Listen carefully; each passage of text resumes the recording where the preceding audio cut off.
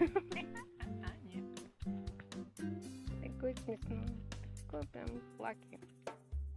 Ему все равно, ему поиграться. Ладно.